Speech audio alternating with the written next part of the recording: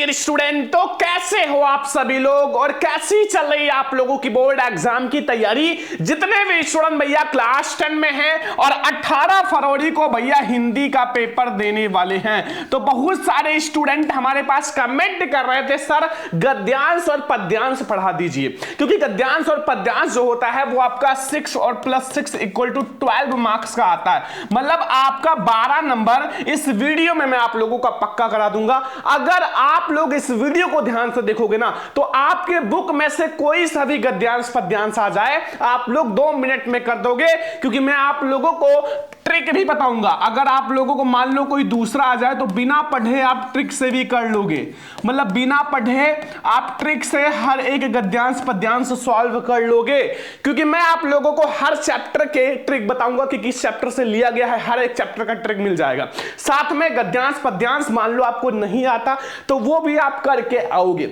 और ये वाला जो मैं आपको गद्यांश और पद्यांश बताने वाला हूं ना, वो 18 फरवरी को एकदम 100% आएगा, जो आज मैं आप लोगों को बताऊंगा। अगर आपने ये गद्यांश पद्यांश तैयार कर लिया तो आपका 12 नंबर बिल्कुल पक्का है 18 फरवरी पेपर के लिए। ठीक है, तो आज के इस वीडियो को सभी स्टूडेंट सबसे पहले लाइक कर दो, शेयर कर दो, अगर चैनल पे ना तो सब्सक्राइब भी कर लेना। देखो हर एक चैप्टर, जैसे आपका मित्रता है तो वो बहुत ज्यादा इंपॉर्टेंट है, उसमें आपको बहुत सारी ट्रिक मिल जाएगा, मैं आपको बताऊंगा। जैसे मित्र शब्द मिल जाएगा, संगत मिल जाएगा, विश्वास पात्र मित्र मिल जाएगा, ठीक है, और भी बहुत सारे ट्रिक हैं, तो वो सब मैं आपको अभी वीडियो के लास्ट में बताऊंगा। जैसे ममता में आपको बहुत सारी ट्रिक मिल जाएगा, ममता मिल जाएगा, चूड़ामणि मिल जाएगा, ऐसे आपके बहुत सारे ट्रिक्स हैं, वो मैं आप लोगों को बताऊंगा। ठीक है, तो सबसे पहले हम लोग सॉल्व करेंगे जो आपके बोर्ड एग्जाम 2026 के लिए सबसे ज्यादा महत्वपूर्ण गद्यांश है। ठीक है, देखो मैं आप लोगों को वही गद्यांश बताऊंगा जो आपका 1000% आपके बोर्ड परीक्षा में 18 फरवरी में आने वाला है। तो बहुत ज्यादा ध्यान से देखना। और सबसे पहले आप लोग गद्यांश को सॉल्व करने से पहले सबसे पहले क्या करोगे कि आप गद्यांश को ध्यान से पढ़ोगे। ठीक है, कम से कम आपको 2 बार पढ़ना है, 2 बार पढ़ना है, वो भी रेखांकित अंश को और ज्यादा ध्यान से पढ़ना है। रेखांकित अंश को कम से कम 2 बार पढ़ना है, फिर आपके माइंड में लगभग 50% आंसर आपके माइंड में आ जाएगा, ये हमारी गारंटी है। सबसे पहले बच्चों की गलती ये होता है कि पढ़ते नहीं है, डायरेक्ट लिखना शुरू कर देते हैं। जब आप गद्यांश हो या पद्यांश हो उसको 2 बार ध्यान से पढ़ लो ना, मैं गारंटी लेता हूं कि 50% आपको उसका उत्तर पता चल जाएगा। ये आप लोग भैया देख लेना। ठीक है, आप पढ़ के देख लो। देखो यहां लिखा हुआ, हे भगवान तब के लिए विपद के लिए इतना आयोजन, परम पिता के इच्छा के विरुद्ध इतना साहस, बस इतना ही अंडरलाइन है। ठीक है, अब इसमें आपको बहुत सारी चीजें पता चलेगा कि भगवान शब्द आया और विपद आया। ठीक है, तो विपद का मतलब कोई भी कठिन कार्य हो। पिताजी, क्या भीख ना मिलेगी? क्या कोई हिंदू भूपृष्ठ पर जीवित नहीं बचा रह जाएगा जो ब्राह्मण को 2 मुट्ठी अन्न दे सके? यह असंभव है, फेर दीजिए पिताजी। और देखो यहां से देखो, फेर दीजिए पिताजी, मैं कांप रही हूं, इसको कांप कर लेना, कांप रही हूं, इसकी चमक आंखों को अंधा बना रही है। ये पहले आपको ध्यान से पढ़ लेना है, क्योंकि ये 18 फरवरी के लिए बिल्कुल 1000% इंपॉर्टेंट गद्यांश है। ठीक है, बहुत इंपॉर्टेंट गद्यांश है जो आपके बोर्ड एग्जाम 18 फरवरी के लिए इंपॉर्टेंट है। तो इसको अगर आपने 2 बार पढ़ा तो आपको पता चलेगा कि ये कौन सा गद्यांश है। अब इस देखो मेरे प्यारे स्टूडेंट, गद्यांश में 3 क्वेश्चन होता है, सभी को पता होगा। देखो इसमें सबसे पहला होता है, कोई सा भी गद्यांश आ जाए सबसे पहले यही रहेगा कि उपयुक्त गद्यांश का पाठ यानी कि संदर्भ लिखिए, पाठ का नाम, लेखक का नाम, 2 नंबर मिल जाएगा। ठीक है, अब आपको पाठ और लेखक का नाम पता चल जाएगा, मैं आपको ट्रिक से बताऊंगा। ठीक है, ट्रिक से बताऊंगा, हर एक चैप्टर का पता चल जाएगा। ठीक है, और रेखांकित अंश की व्याख्या, मान लो आपको रेखांकित अंश ना आता हो तो ये रेखांकित अंश इतना है ना, इतने में आपको क्या करना है, पहले आगे से हे भगवान तब के लिए विपद के लिए इतना आ जाओ, इसी पूरे गद्यांश में से आप बना बना के कम से कम 5 से 6 लाइन लिख देना, आपको रेखांकित अंश का पूरा 2 नंबर मिल जाएगा, कोई नहीं काट सकता, ये गारंटी है। ठीक है, और तीसरा है, अपने पिता का कौन सा कृत्य यानी कि कार्य परमपिता की इच्छा के विरुद्ध लगा। ठीक है, सबसे बड़ी बात कि आपको जो नीचे वाला का आंसर आपको गद्यांश के सबसे नीचे ही मिलेगा। क्या है, देखो, यह असंभव है, फेर दीजिए पिताजी, मैं कांप रही हूं और इनकी चमक आंखों को अंधा बना रही है। मतलब जो उनके पिताजी काम कर रहे थे, इतने सारी चीजें इकट्ठा कर रहे थे, वही इनको इनके विरुद्ध लगा। तो ये 3 क्वेश्चंस हैं और हम लोग एक एक क्वेश्चंस को सॉल्व करेंगे, क्योंकि ये बोर्ड एग्जाम के लिए बहुत ज्यादा इंपॉर्टेंट गद्यांश है। तो चलो मैं आप लोगों को बताता हूं। तो मेरे प्यारे स्टूडेंट देखो, आपको भैया सबसे पहले मैं आपको बोर्ड एग्जाम की कॉपी दिखा देता हूं, देख लो ऐसे ही रहेगा बोर्ड एग्जाम की कॉपी। देखो यहां आपका खंड बा है, ये देखो संदर्भ लिखा गया है, अगर आपको नहीं दिखाई दे रहा है तो यहां आप लोग देख लो, ठीक है। मैं आपको कॉपी दिखाऊंगा बोर्ड एग्जाम का, और इसमें चेक भी हुआ है, 6 नंबर मिला है, ठीक है। टॉपर की कॉपी है, मैं आपको टॉपर की कॉपी जल्दी लाऊंगा। संदर्भ रेखांकित अंश की व्याख्या, तीसरा क्वेश्चन, 3 क्वेश्चन किया गया है, ठीक है। और ऐसे ही मैं आपको बता रहा हूं ताकि आप लोग भी 95% लाओ, क्योंकि मैं आप लोगों को भैया टॉपर बनाना चाहता हूं, 95% लाना चाहते हैं, ठीक है। तो आप लोग भैया क्या करो ना कि ये जो मैं आपको पढ़ा रहा हूं सारा पढ़ो। गद्यांश में क्या होता है, देखो सबसे पहले आपको लिखना होगा संदर्भ। संदर्भ में क्या होता है भाई, संदर्भ में कुछ नहीं होता, पाठ और लेखक का नाम लिखना होता है। और ये गद्यांश बहुत इंपॉर्टेंट है 18 फरवरी के लिए, ये छपा है पेपर में, छपा है और छपेगा, तो तैयार कर लेना। संदर्भ में क्या है, प्रस्तुत गद्यावतरण हमारी पाठ्य पुस्तक हिंदी, अब इसको हाईलाइट कर लेना भैया, ब्लैक पेन से लिखना कि गद्य खंड में संकलित ममता, ये पाठ का नाम है, तो इसको देखो अलग कलर से लिखना है। मान लो आप सारा ब्लू से लिख रहे हो तो इसको ब्लैक कलर से हाईलाइट करना है, ठीक है। नीचे अंडरलाइन कर लेना है। नामक कहानी से उद्धृत है, इनके लेखक जो है छायावाद युग के प्रवर्तक श्री जयशंकर प्रसाद जी हैं, इसको भी आपको अलग कलर से लिखना है, अलग टाइप से, ठीक है।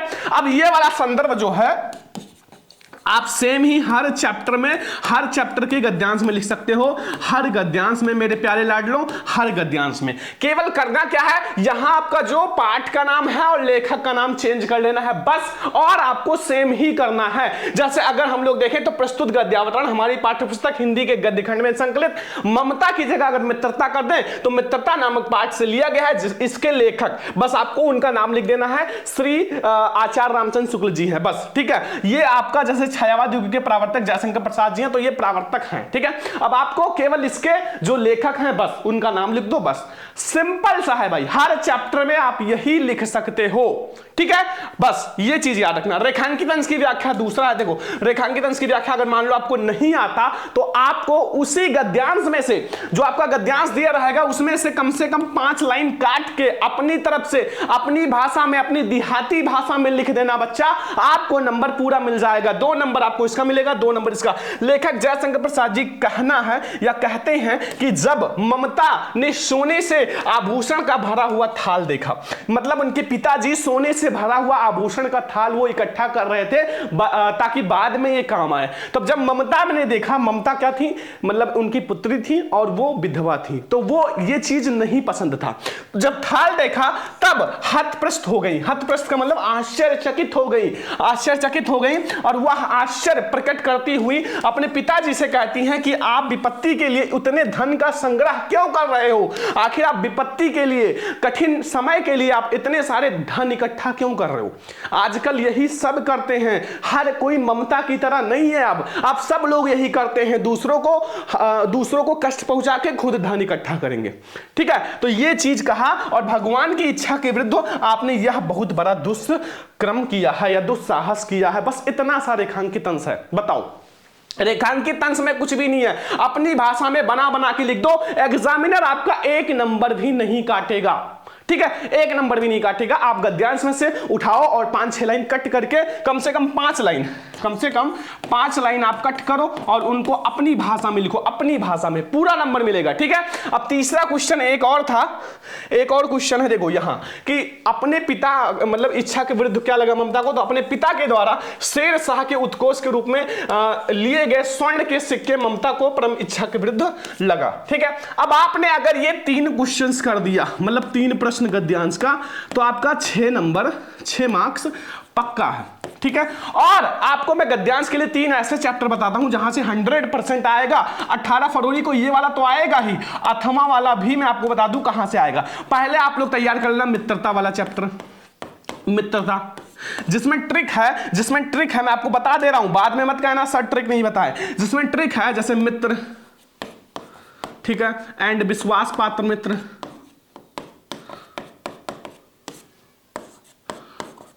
विश्वास पात्र मित्र, साथ में इसमें कुसंग एक ट्रिक है, संगति, बस इससे बाहर कुछ भी नहीं आएगा, मतलब अगर मित्रता से आएगा।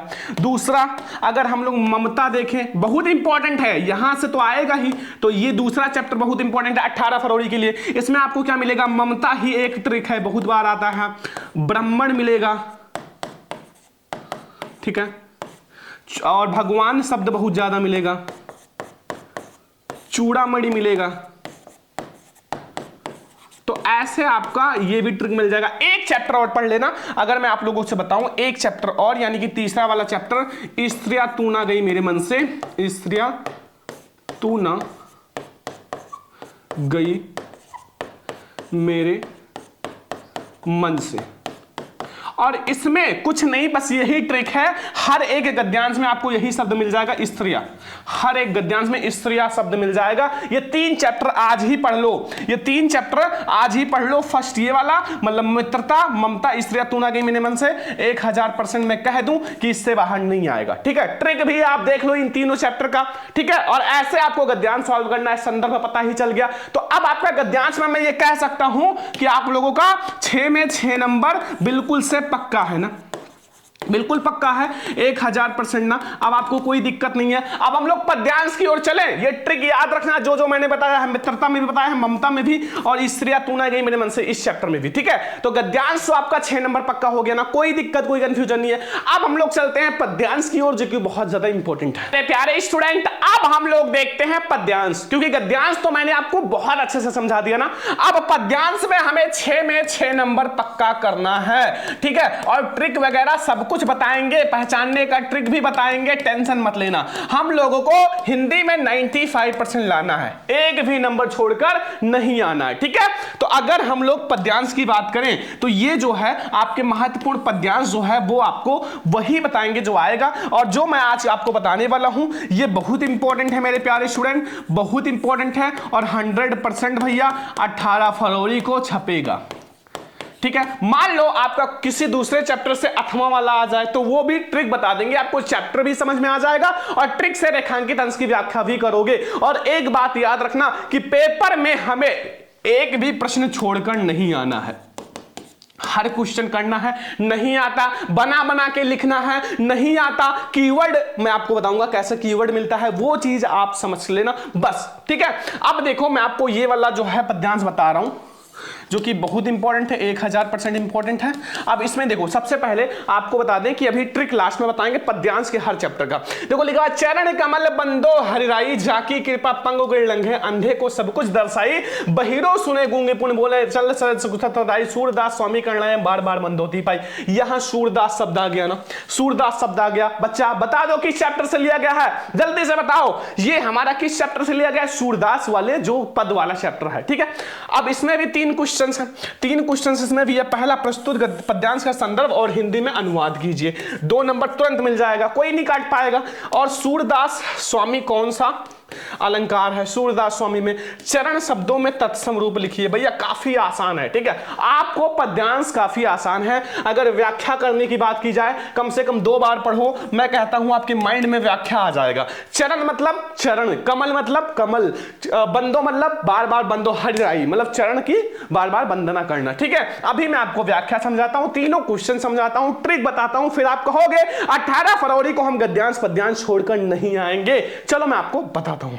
तो मेरे प्यारे स्टूडेंट देखो, अगर मैं आपसे बताऊं कि संदर्भ यानी कि पद्यांश का संदर्भ हम कैसे लेंगे, क्योंकि ये भी 2 ही नंबर का आता है। ठीक है, 2 ही नंबर का आता है, तो आपको पहले ही बता दिया मैंने, वो पद पाठ से लिया गया है क्योंकि उसमें ऑलरेडी सूरदास शब्द आया हुआ है। ठीक है, तो देखो यह पद जो है श्री सूरदास द्वारा रचित सूर सागर नामक ग्रंथ से हमारी पाठ्य पुस्तक हिंदी के काव्य खंड में पद नामक शीर्षक से लिया गया, 2 नंबर। इसी में व्याख्या भी करना है, सभी को पता है आपको व्याख्या कैसे करना। चरण कमल बंदो हरिराई मतलब भक्ति शिरोमणि सूरदास जी श्री कृष्ण के कमल रूपी चरणों की वंदना करते हुए कहते हैं, मतलब सूरदास जी श्री कृष्ण के चरणों की वंदना करते हुए कहते हैं, क्या कहते हैं, देखो कि इनके चरणों का प्रभाव बहुत व्यापक है। अगर आपको इनका आशीर्वाद मिल जाए, आप इनके चरणों की वंदना करते हो, तो इनके चरणों का जो आशीर्वाद है वो बहुत ज्यादा व्यापक है। इनकी कृपा से कोई भी लंगड़ा व्यक्ति जो है पर्वत को आसानी से लांघ सकता है। अगर एक लंगड़ा व्यक्ति है और श्री कृष्ण जी का आशीर्वाद मिल जाए तो वो पर्वत को भी लांघ सकता लगता है, उनके चरणों की इतना बड़ा पावर है। और अंधे को सब कुछ दिखाई देने लगता है, और जो अंधा व्यक्ति होता है उसको सब कुछ दिखाई देने लगता है। इसीलिए कहते हैं कि पूजा पाठ किया करो, भगवान का नाम लिया करो, क्योंकि ये आप करोगे तो आपका माइंड भी फ्रेश रहेगा और आपके ऊपर भगवान का आशीर्वाद भी बना रहेगा। इन चरणों के अनोखे प्रभाव के कारण बहरा व्यक्ति जो है दोबारा सुनने लगता है, गूंगा व्यक्ति दोबारा बोलने लगता है, और जो है मतलब दरिद्र व्यक्ति पर श्री कृष्ण के चरणों से वो राजा बन जाता है और अपने सिर पर छत्र धारण कर लेता है। और सूरदास जी कहते हैं कि ऐसे दयालु प्रभु श्री कृष्ण के चरणों की वंदना बार बार करनी चाहिए। आपको इनके चरणों की वंदना बार बार करनी चाहिए, बस आपको यह करना है। अब देखो इसमें तीसरा क्वेश्चन क्या था, देखो इसमें था सूरदास में कौन सा अलंकार है, सूरदास स्वामी में कौन सा अलंकार है। देखो सूरदास स्वामी में हमारा अनुप्रास अलंकार है, क्योंकि इसमें सा दो बार आया हुआ है, यानी कि एक ही वर्ण की आवृत्ति दो बार हुई है, ठीक है, इसलिए हमारा अनुप्रास अलंकार 2 नंबर। बताओ इसमें कुछ हार्ड है नहीं ना। अगला चरण शब्द का जो होगा चरण होगा, ठीक है, चरण होगा, बस ये भी 2 नंबर आपका पक्का हो गया, मतलब आपका 6 नंबर पक्का हो गया, ठीक है, 6 नंबर पक्का हो गया। संदर्भ आप सेम ही सब में लिख सकते हो, केवल कवि का नाम बदलना है और पाठ का नाम बदलना है, बस, ठीक है। और उसमें भी अब देखो ट्रिक मैं आपको बताता हूं कि पद्यांश में कौन कौन सा ट्रिक है। पद्यांश में अगर हम पहचानने की ट्रिक देखें भैया, पद्यांश में ट्रिक तो मैं आपको बता दूं, सबसे पहले इनके जो चैप्टर्स हैं वो कौन कौन से पढ़ना है, उनका ट्रिक। पहला आप लोगों के लिए जो सबसे ज्यादा इंपॉर्टेंट है पद वाला चैप्टर, जिसमें अगर हम ट्रिक की बात करें मेरे प्यारे स्टूडेंट, तो सभी को पता है इसमें क्या आता है शब्द, इसमें बार बार आपका आता है सूरदास। सूरदास इनका हर एक मतलब उसमें है, ठीक है, सूरदास हर एक मतलब इनके पद्यांश में है, ठीक है। मैया आता है, ठीक है, एंड उद्धव आता है, ठीक है, बस इतना आपको ज्यादा नहीं बताएंगे, ठीक है, बस इतना ही आप समझे रहना बस, ठीक है। और अगर हम तुलसीदास जी का देखें, मतलब धनुष भंग वन पथ पर, धनुष भंग बहुत इंपॉर्टेंट है, जो बता रहे हैं वन पथ पर जो चैप्टर इंपॉर्टेंट है वही मैं आपको बता रहा हूं। इसमें एक ही ट्रिक याद रखना कि इनके हर एक पद में तुलसी शब्द आता है, तुलसी शब्द आता है, ठीक है। और भी ट्रिक मैं आप लोगों के लिए लाऊंगा, ठीक है। और फिर अगला चैप्टर जो है, अगला है जो आप लोगों का बिहारी लाल जी का, ठीक है, मतलब भक्ति नीति। देखो आपके जितने भी मतलब पद्यांश है वो 4 लाइन 5 लाइन 8 लाइन में है, लेकिन इसमें जो है जितने भी पद्यांश है वो 2 लाइन में है, ये बात ध्यान रखना, 2 लाइन में है। और ये आपको कोई ना कोई ज्ञान ही देंगे। और इसमें बढ़त बढ़त शब्द आता है, जैसे एक इंपॉर्टेंट है बढ़त बढ़त संपत्ति चलिलू, ठीक है। और भी ट्रिक है वो मैं आप लोगों को बताऊंगा। वैसे जो इंपॉर्टेंट चैप्टर 18 फरवरी के लिए वो मैं आप लोगों को बता रहा हूं। अब एक और याद रखना, स्वदेश प्रेम, स्वदेश प्रेम, इसमें भैया स्वदेश बहुत शब्द आता है, स्वदेश, अतुलनीय, बस इतना याद रखना बस, ठीक है। तो ये जो हमारे बहुत इंपॉर्टेंट हैं वो मैं आप लोगों को बताया 18 फरवरी के लिए, पद, धनुष भंग वन पर, भक्ति नीति, स्वदेश प्रेम, इन 4 पार्ट के बाहर कुछ नहीं आएगा। और ये वाला जो मैंने पद्यांश बताया है वो बहुत ज्यादा इंपॉर्टेंट है, तो आप लोगों के लिए मैंने आज भैया पढ़ा दिया वो गद्यांश पद्यांश जो आप लोगों का 18 फरवरी में बिल्कुल 1000% आएगा। आज की इस वीडियो को भैया ज्यादा से ज्यादा लाइक करना। जितने बच्चे हमें अगर इंस्टाग्राम पे फॉलो नहीं किए हैं बच्चों, फॉलो कर लो। आप लोगों को बता देता हूं इंस्टाग्राम आईडी सभी स्टूडेंट फॉलो करना, इंस्टाग्राम